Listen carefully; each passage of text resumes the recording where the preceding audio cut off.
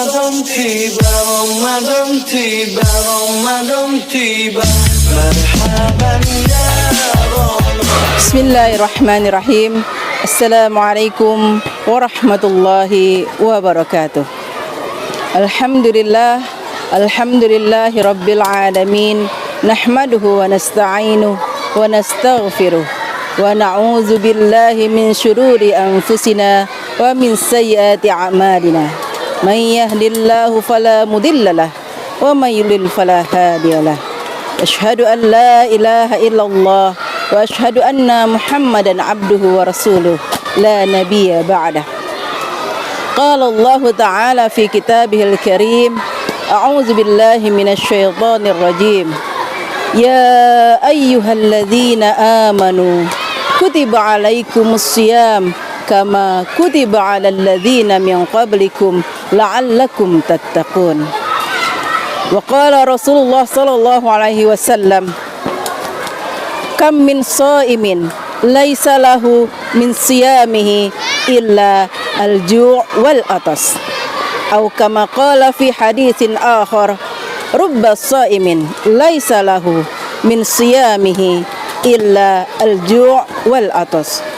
Sadaqallah wa sadaqa rasuluhul karim. Sahabat Ramadan yang dirahmati Allah, alhamdulillah, nikmat yang sangat tak terhingga kita rasakan sampai hari ini. Kita diberikan nikmat bisa berpuasa di bulan suci Ramadan. Begitu banyak nikmat-nikmat yang Allah berikan kepada kita di bulan yang penuh keagungan ini. Mengapa demikian? Karena Allah telah menjanjikan kepada kita pahala yang begitu banyak, berlipat-lipat pahala, sebagaimana pahala-pahala ibadah-ibadah yang lainnya. Tetapi ternyata Allah mengkhususkan puasa ini hanya kepadanya, sebagaimana yang disabdakan oleh baginda Rasulullah dalam sebuah hadis qudsinya, an Abi Hurairah radhiyallahu an qala Rasulullah sallallahu alaihi wasallam, kullu amalin ibni Adam yudha'afu hasanah asyru amsalihah ila 700 bid'in. Qala Allah azza wa jalla, illa as-siyam fa innahu li wa ana bihi ajzi. Sahabat Ramadan yang dicintai Allah Subhanahu wa taala, Allah memberikan begitu banyak amalan-amalan ibadah kepada kita agar kita bisa mengumpulkan pahala sebanyak mungkin sebagai bekal kita nanti di akhirat. Sekarang kita sedang berada di bulan suci Ramadan. Tentunya pahalanya pun akan lebih berlipat kembali. Sebagaimana dalam hadis qudsi di atas Allah jelaskan bahwasanya setiap amalan Bani Adam, anak Adam akan dilipat gandakan 10 hatta 700 kali kebaikan. Kemudian Allah bersabda, Allah berkata, kecuali puasa, illa as-siyam fa innahu li, maka sesungguhnya puasanya adalah untukku, wa ana ajzi bihi, dan aku yang akan langsung membalasnya. Sahabat Ramadan yang dicintai Allah Subhanahu wa taala, kalau kita melihat dari hadis qudsi di atas, Allah memberikan gambaran kepada kita bahwasanya pahala puasa Ramadan, pahala puasa berbeda dengan pahala-pahala ibadah lainnya. Pahala ibadah lainnya digambarkan berlipat jadi 10 hingga 700 kali lipat. Tetapi berbeda dengan puasa. Ibadah puasa Allah sendiri yang akan membalasnya. Dan kita tidak tahu berapa banyak pahala yang akan diberikan Allah kepada orang yang sedang berpuasa. Bahkan bisa jadi lebih dari 700 kali lipat. Karenanya, mengapa bisa sampai demikian? Dilanjutkan dalam hadis tersebut, itu dikarenakan hambaku sedang menahan diri dari hawa nafsu dan laparnya. Hadis diriwayatkan oleh Ad-Dailami. Pahala ibadah puasa bergantung kepada bagaimana seseorang melakukan ibadah puasa tersebut. Artinya, ketika seseorang melaksanakan ibadah puasa tersebut dengan baik, dengan benar, dengan mengikuti aturannya, insya Allah pahala yang akan didapat pastilah 100%. Tetapi ada juga yang pahala puasanya bisa jadi tidak sampai 100%. Mengapa demikian? Bisa jadi seseorang tidak melakukan hal-hal yang membatalkan puasa, tidak makan, tidak minum. Tetapi bisa jadi seseorang melakukan hal-hal yang mungkin bisa merusak pahala ibadah puasanya. Makanya dikatakan dalam sebuah hadis sebagaimana saya katakan di atas, kam min shaimin laisa lahu min siyamihi illa al-ju' wal atas. Berapa banyak orang-orang yang berpuasa tetapi dia tidak mendapatkan apa-apa kecuali hanya rasa lapar dan haus. Karena itu, para sahabat Ramadan yang dicintai Allah, kita perlu menjaga diri kita dari hal-hal yang bisa membuat pahala ibadah kita berkurang. Rasulullah SAW telah menggambarkan beberapa contoh perkara yang harus kita hindari selama kita berpuasa. Sebagaimana dalam sebuah hadis dikatakan, khamsun yuftirna as-shaim, al-kadhib wal ghibah wan namimah wan nazru bisyahawat wal yaminul kadhibah. Ada 5 perkara yang bisa merusak atau mengurangi, bahkan membatalkan pahala puasa seseorang. Yang pertama adalah al-kazib, berdusta atau berbohong. Ketika kita sedang berpuasa, kita tidak dianjurkan untuk berbohong atau berdusta, karena dikhawatirkan pahala puasa kita akan berkurang. Sesungguhnya berdusta atau berbohong tidak hanya perbuatan tercela saat kita berpuasa saja, karena dalam Islam sendiri berdusta atau berbohong merupakan hal yang tidak baik untuk kita lakukan. Mengapa demikian? Karena ketika seseorang sudah terlanjur berbohong satu kali, biasanya dia akan melakukan kebohongan-kebohongan berikutnya untuk menutupi kebohongannya yang pertama tadi. Karena itu sahabat Ramadan yang dicintai Allah, agar pahala puasa kita tidak berkurang, mari kita sama-sama menjaga lidah kita agar kita tidak melakukan hal-hal yang tidak baik, terutama berdusta atau berbohong. Perkara kedua yang bisa merusak pahala puasa kita adalah al-ghibah, bergibah, bergosip atau bergunjing. Hal ini pun sudah jelas digambarkan Allah dalam Al-Quran, surat Al-Hujurat ayat 12. Wala yaghtab ba'dukum ba'da ayuhibbu ahadukum ayyakula lahma akhihi maitan fakarihtumu. Dan janganlah kamu menggunjing. Apakah kalian suka memakan bangkai saudaramu sendiri? Maka tentulah kalian akan membencinya.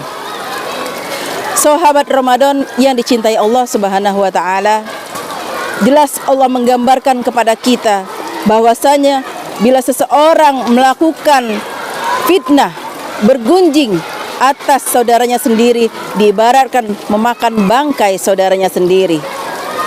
Karena itu, ketika kita sedang berpuasa, kita dilarang untuk melakukan hal-hal yang negatif, membicarakan aib saudara kita sendiri. Karena itu bisa jadi akan merusak pahala ibadah kita.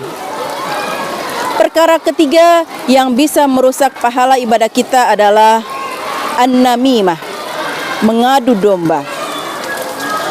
Dalam sebuah hadis yang diriwayatkan oleh Imam Muslim, bahwasanya Rasulullah pernah mengatakan, orang yang mengadu domba maka dia tidak akan masuk ke dalam surga.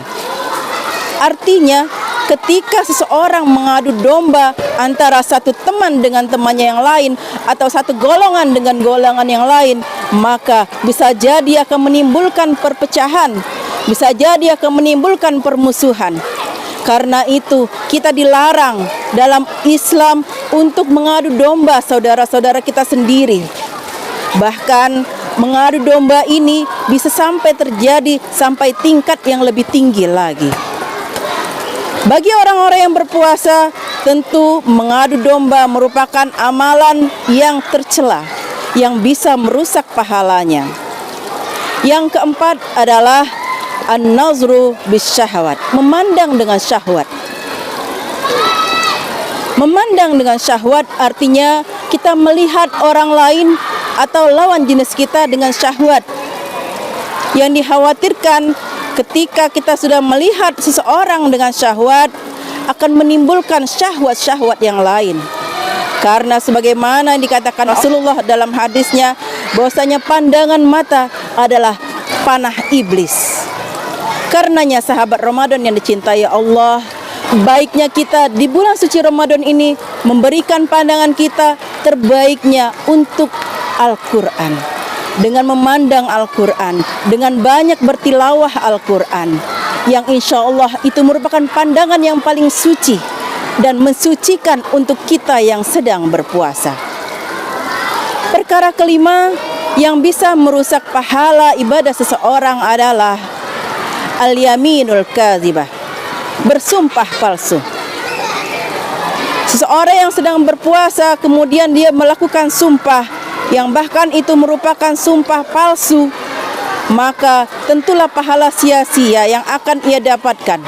Dia hanya akan mendapatkan lapar dan dahaga saja. Sebagaimana Allah katakan dalam surat Ali Imran ayat 77, barang siapa di antara kalian melakukan sumpah atas nama Allah dan itu merupakan sumpah palsu, maka Allah tidak akan melihatnya hingga hari kiamat nanti, bahkan baginya azab yang pedih. Sahabat Ramadan yang dicintai Allah Subhanahu wa taala, karenanya mari bersama-sama kita menjaga diri kita dari hal-hal yang bisa jadi merusak pahala ibadah puasa kita.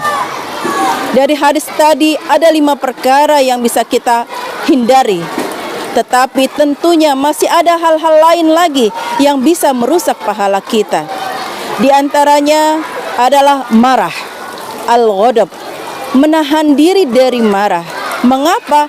Ketika kita sudah tidak bisa menahan marah kita, artinya kita tidak bisa menahan hawa nafsu kita.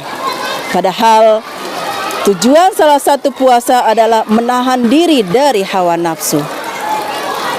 Karenanya, mari sahabatku sekalian, di bulan yang suci ini kita berlatih kesabaran. Kita memberikan diri kita kesempatan untuk lebih bersabar lagi atas apa-apa yang kita hadapi, agar pahala kita sendiri pun tidak berkurang. Hal lain yang mungkin bisa membatalkan pahala ibadah puasa kita adalah banyak tidur.